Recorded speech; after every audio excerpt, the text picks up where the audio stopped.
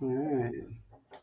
Hello, everybody. C. Ray Brower here with Jose Molina, and today we are going to be going over 203K loans, and that will be coming up next. But the first thing, I want to make sure that you like, comment, and share wherever you're watching because that will help us rank higher in the listings and get us out there in front of a lot more people. So we'll be back coming up next.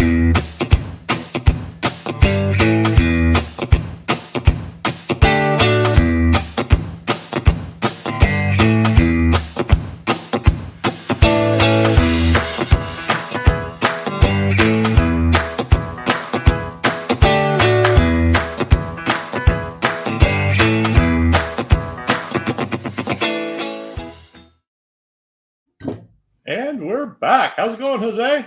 It's going great. Thank you, Mr. C. Ray. I am so glad to hear that. I'm so glad to hear that. Just another day in mortgage paradise, right? That's what they call it. Yes, Well, sir. that's great. That's great. They've been keeping you hopping. Yeah, it's been a little bit crazy. We a lot of very creative transactions have come across my desk. It just seems that all there are just nothing but creative transactions.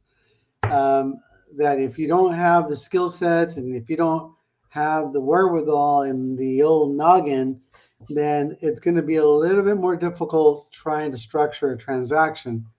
And it's frustrating for newer agents because they don't know any better. I literally had a young lady call me and say, Jose, can you help me? My brother referred me to you, and I'm a newer agent, and I got a call from a loan officer that I was trying to use, and he said that I couldn't do a loan for this lady and her daughter. They couldn't do a loan for them because they lived in two different places in the same town. I'm like, that sounds weird. You would think that a mom and a daughter would want to buy together to consolidate their rents, right? To minimize Right. their expenses and maximize their buying power. And I was like, wow, that's kind of weird because that sounds like a pretty basic elementary transaction to me. And so things like that are just kind of baffling. Yeah, it is kind of amazing. I remember one of my very first clients. Um, I was actually the third or fourth realtor that she worked with. Hmm. And she was working with her daughter. Daughter was helping her find the house. She wasn't really good on the internet and everything, so they sent me a list of like 25 houses. Now, after talking to her, she's elderly. She sent me all these houses. Some of them were in the hood. Oh I boy. mean, deep in the hood, right? And I'm Mm, going, I can't take the little old lady over there and try to show her that house. And right, so right. when we got in the car, I told her, I said, I've got your list, but we're only going to see about a third of these houses. And she said, well, why? And I said, because they're neighborhoods you really don't want to be in. And there's a couple of them that are kind of on the shoulder and you may or may not want to get out of the car. We'll drive by those and you tell me.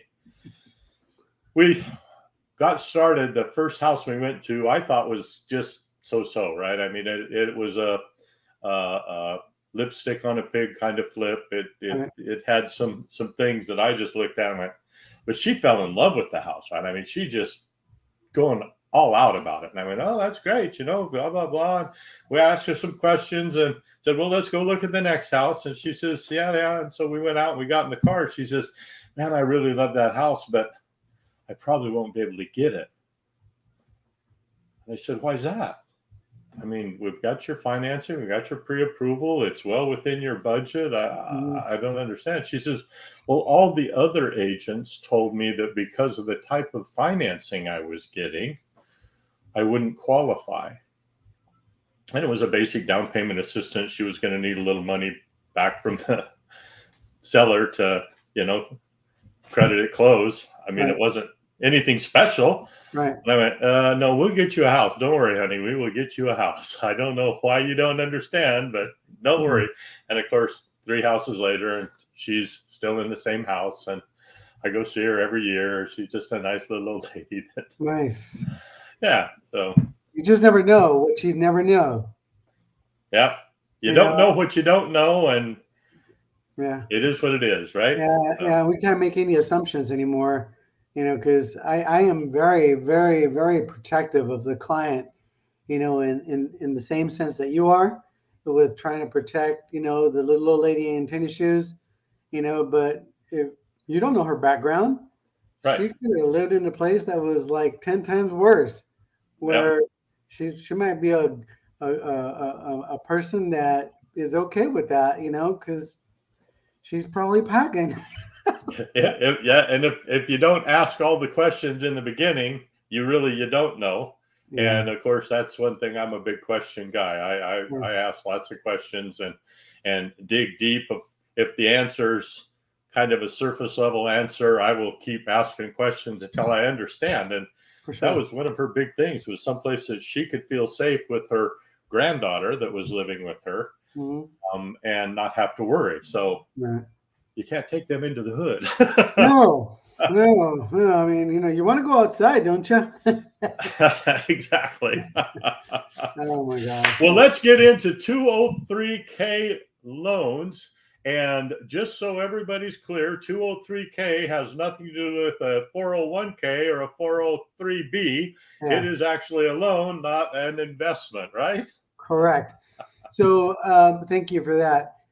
Yeah, the 203K. I like to call it the hybrid FHA 203K because it's married, to the traditional FHA first time home buyer loan program. The 203K part of it is the rehab um, leg of it. And so, what I like about the 203K is that it allows someone to buy a piece of property that is in not necessarily dire need of repairs, but maybe a two-bedroom, one bath home that's built in the maybe 40s or the 30s that needs to be updated. A lot of times somebody won't pull the trigger on a cute house like that because they just see it as more of an obstacle than an opportunity. The 203K, of course, is a solution as long as we understand the parameters. There's two types of 203Ks. There's a streamlined 203K, which typically is anything that is under $35,000 in repairs and doesn't require any structural changes or any modifications to the building. And so anything that is a kitchen remodel, flooring, paint, windows, appliances, that Well, to do appliances too. I didn't know that correct. part of the Yes, sir. 203K. Yes, sir. Yes, sir. You can remodel the bathrooms, the kitchen, the flooring, and appliances are all part of the package. But the trick is trying to stay under $35,000 cap. Right. And so if you can stay under the $35,000 limit, then that'll allow us for the process to only take 45 days. Um, Generally, a 203K rehab loan, the reason it takes a little longer than a standard 30-day closing is because you've got to hire a contractor to go out there and give you the estimated cost breakdown that the appraiser is going to need to be able to calculate the after improved value of the property. The cool Right. thing, the cool thing about the 203Ks is that I'll take an example of a home. Let's say the house is 300,000, the way it is, and it's going to take $25,000 to rehab the bare minimum. Just flooring, cabinets, and maybe update the bathrooms by replacing the toilet. Yeah. That might be about $25,000. So what's cool about it is that we take into consideration the purchase price of 300,000 and the $25,000, and we add it over and above the purchase price of the Right. 300,000. And the cool thing about it is that the down payment is based on the total combined purchase price plus the repair cost. Okay. So the after improved value would be in this case 325, right? Because we Well, literally, hopefully more. yeah, hopefully more, but we would base it on the purchase price plus the repair cost, and the borrower would only have to come in with 3.5% of the total number. So Okay. 325 times 3.5%, that would be their down payment. It's amazing. Um, so that would be the streamline 203K. Super simple. And again, why we need 45 days is because we have to get a contractor to do their workup. And it's going to have to be an estimated cost breakdown, a line item with all the costs breakdown of what it's going to, run. And the number has to stay within our budget, of course. And Right. we can't order the appraisal until that's completed. Ah, okay. Because when the appraiser goes out, they're going to need that estimated cost breakdown so that they can do the after and before value. So we're going to get two estimates: the before the acquisition or the purchase price, and the after improved, which is the after improved repair value. The most awesome part of the process is that nothing has to be done to the property before the close. Ah, perfect. Zero. Nothing. The seller has no responsibility to do not one thing except to have the utilities on. You got to have running water, you got to have the power on so that when the appraiser goes out, they can run the water, they can, turn on the utilities to make sure that at least what's functioning. Right.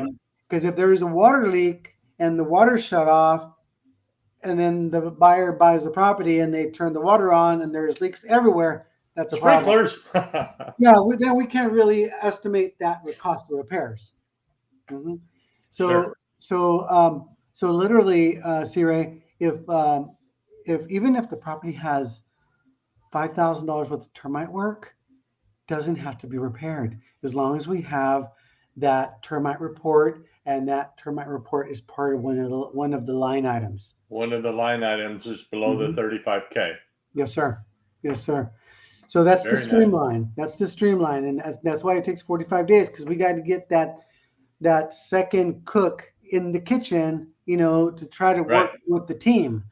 Um, and then sometimes, and I make it a point of not letting the customer pick and choose the contractor, because that always creates problems and delays, because then the contractor and the customer can't see eye to eye, and oh well, I want a second opinion. And then so you can already see that the time's going to be stacked on top of our little short 45-day timeline, right? Right. So I Right. try to take 100% control. No, we have an approved 203K contractor that's going to give us an estimate, period.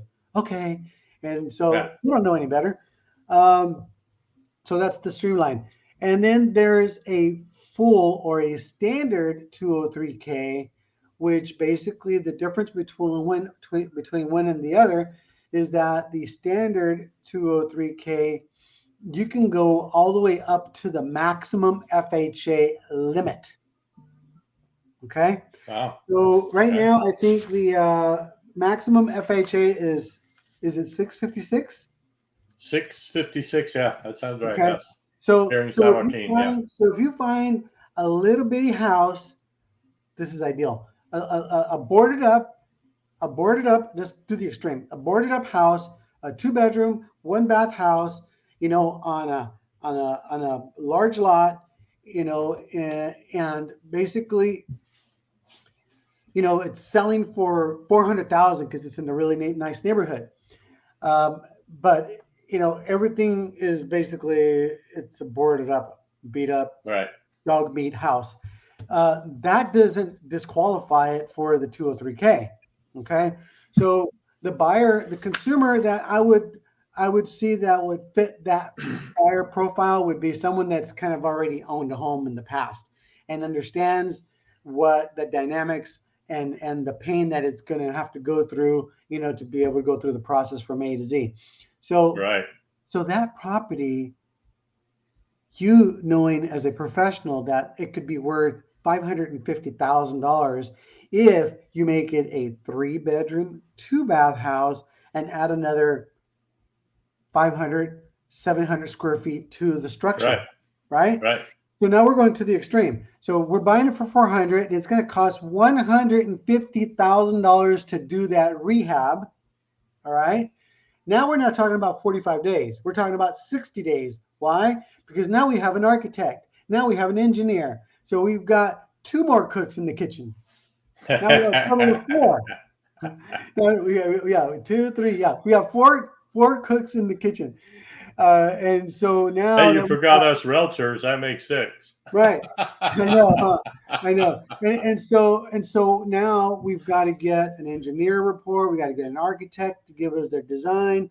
So all these things have to kind of come together, and this could take 45, even up to 60 days before we're even ready to order the appraisal. Right. Okay. So now that makes more sense now, right? And then Yeah. so now once all those reports are in, then those reports are given to the appraiser. The appraiser is going to go out, they're going to do their measurements, and then now we have to have a 203K consultant that's going to monitor the contractor and the process of the progress of the construction steps. And this, as long as we can get the work done within 6 months, we're solid. So so now we've got all these different people that are part of the plan, and so once the reports are in and the architect's design and the engineers report, and once that's given to the appraiser goes out and then they do the appraisal, and the appraisal comes in at 600,000. Amazing, right? But we put 150,000, so we're 550 into it already. Right. So what's the amazing part about this? The buyer has to come in with how much? 3.5%. 3.5% of the total improved and acquisition total. So what for 400 and 150, 550, 3.5% of 550. Very That's pretty nice. awesome, right? Isn't that awesome? That really clears up a whole lot of misconceptions that Mm-hmm. people have about buying a fixer upper and getting it financed, because a lot of people assume that if it needs fixed, that they are not going to be able to do it because they're going to get the loan and then they got to have all that money afterward. And yeah. And the part now, let's just this is we're taking the extreme. So this house can't it's not habitable, and of course the worst case scenario is that okay, the power is shut off, the utilities are off, the water is off. So now we've got to get the water temporarily turned on and the power temporarily turned on, so that we can make sure that we don't have any hidden surprises. What's really really cool, C Ray, is that as someone that has already been an experienced homeowner, they're going to go like, well, Jose, while this construction is taking place, and the loan closes and it's going to take 6 months, am I going to have to make mortgage payments on that house while it's being rehabbed? And I tell them no, because we have already factored in a 4 to 6 month reserve in payments so that you don't have to. You can go ahead and extend your stay where you're at, or you can stay at grandma's or at the in-laws, while your house is being rehabbed. And you Right. don't have to worry about making those monthly strokes on the house that's being, rehabbed. And of course, we build in a contingency. For those that don't know what that means, it's just a pad. We add like a 10% pad to the total number. So if in case we're running short for whatever surprises, Right. we're covered. We're covered. And still the same thing applies. The house can be completely a wreck and nothing has to be done until That's after great. closing. So C Ray is going to be super happy because he's going to get his commission. The Yeah. seller is going to get their money. The listing agent is going to get their commission, and the only person they're going to be dealing with is the 203K inspector and myself. I'll be, on the on the sidelines, kind of overseeing, because of course I've got to keep that connection with the customer until the process is completed.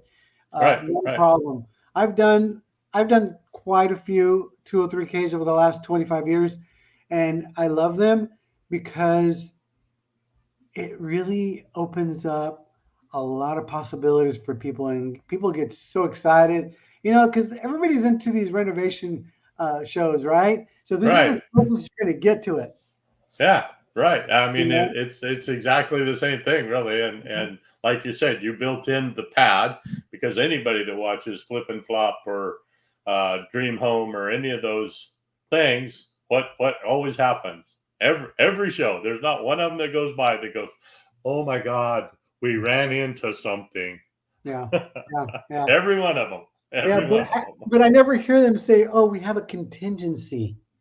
Yeah, well, of course, because they're cash buyers. They're Of I mean, course, of course. all the different stuff. I mean, we're not dealing with loans when we're looking True, at those shows, true. but it always happens. It always Yeah, happens, and it yeah, can happen very frequently when you're dealing with any kind of thing that you can't see behind that wall. I mean, that wall's yeah, solid.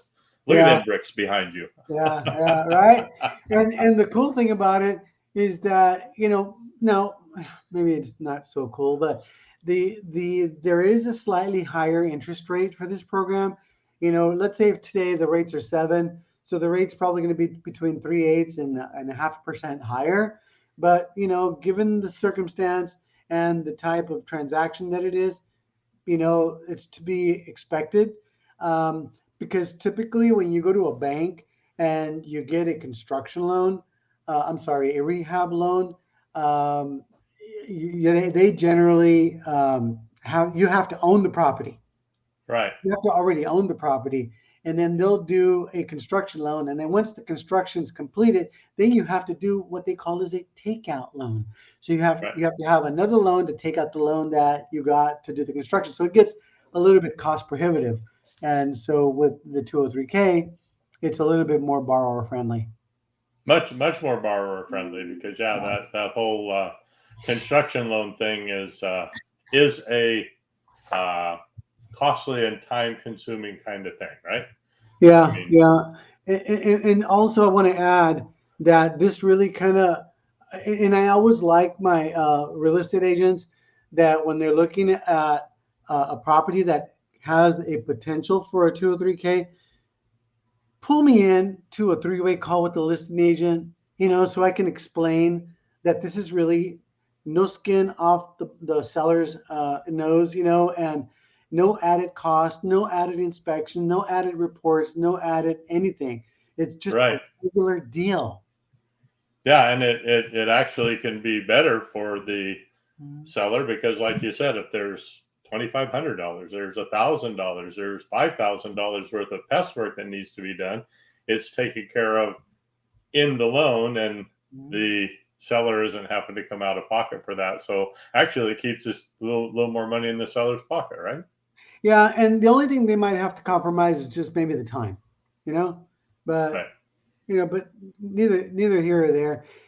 It's okay. And the other piece I wanted to share with you is that if let's say like in the Magnolia District, in the Stockton area, Hmm. if you see a big Victorian that was a multi-unit at one time, and they Right. took down the walls and converted it into a 5,000 square foot house. Well, the 203K allows us to reconvert that property back into a fourplex, and the loan limit is based on the unit counts. So if you got 4 units, that means that your loan could almost be $1 million, because Wow. as the more units you have, the higher the loan amount is, Right. right? Right.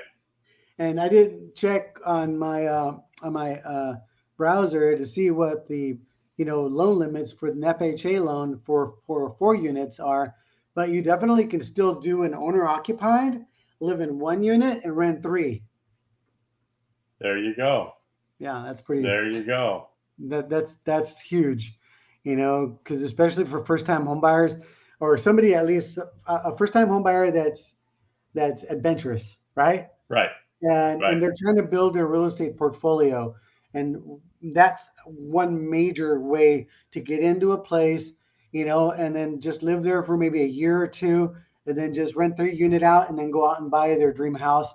And then now they've created a real estate portfolio that's going to generate some cash flow for them. In income from that point forward. Absolutely. Absolutely. And you got into the whole thing at 3.5% down. Yeah. Wow. It's huge. Wow. And you say it had been because I've been in a lot of them old Victorians down there that are fourplexes, sixplexes, whatever, right? That have all been converted. You're saying that if it had been a sixplex, you could change it back to a single family with it also? Yeah, you can do one or the other. You can either way. Usually it's because you want to split it up. Right. So if it's a sixplex, we can convert it back to a 4-unit because the maximum that we can go is 4. Yeah, for FHA. Yeah, exactly. Yeah, so we would just make otherwise it's commercial real estate and 20% down and all that good stuff. 25. Right. Yeah. Yeah. Well, dependent on we're talking about a first time home buyer, a first time kind of person. Then it would be 25 or 30, depending upon their level, right? I mean, no, it's pretty cool, and that's something that people really need to kind of be paying attention to, because in this market, there's opportunities everywhere. It's just that you got to know what you're looking for. And I think this little podcast kind of helps at least educate the consumer and lets them open up their eyes and look at what other possibilities there are. Right. And that's the whole purpose that I set this up and bring so many varied people on it, is because everybody has their own little bit of expertise. Everybody has their own personality that people can connect with. People that like me aren't going to like somebody else. People that like somebody else may not like me. I mean, it is what it is, right? Yeah. Although my good buddy, my unit back at one of my units in Kansas, the door had split where the handle is, and so the tenant said that if we bought the door, they would put it in, and they put it in. And it wasn't square and it wasn't shutting right, and so one of our guys back there said he'd go over and take care of it. He says, "It's C. Ray's house, right?" And he says, "Yeah." He says, "Well, don't worry about it. I'm just going to go take care of it for C. Ray." Nice. My partner back there, he says, I guess he really likes you. Of course, who doesn't like C. Ray? When I was younger, I'll make it short. When I was younger, I felt personally that I was the most likable guy that you would ever want to meet. Exactly. But then I found out that that's not the case. My little heart was broken. My little heart was broken, and I just couldn't understand why. But of course, when you're young, you don't really know that that's just the way life is. Yeah. People get along with their tribe. Tribe, I guess, is the best way to put it, because there are definitely people of all different persuasions that don't get along with other people. It is what it is, I mean, my wife, when she sees somebody that's, angry and why are they that way? And I said, you got to realize that person's really happy being that way. That's their place. Their place is to be that angry old man, bitter old lady, whatever, I mean, everybody has their place in society. And if we were all the same, it'd be really boring living. Yeah. And one thing I can say for sure, C. Ray, is that you're always a light of sunshine. I never seen you down. I never seen you upset. You're always like, hey, you know what? That's okay. Yeah, it's always okay until you poke the bear one too many times. Don't poke the bear. Don't poke the bear. Oh, I love it. Jose, thank you for bringing such great information today. I really appreciate you a ton. I got things to get going. You got things to get going. Yes. Everybody, Jose Molina with the Molina Home Team. You get Yes. hold of him if you have any other questions about 403Bs, 203Ks, or anything related to homes. And remember C-Ray to find your perfect home, and you go out and be the sunshine in somebody's rainy day. And we'll see everybody again real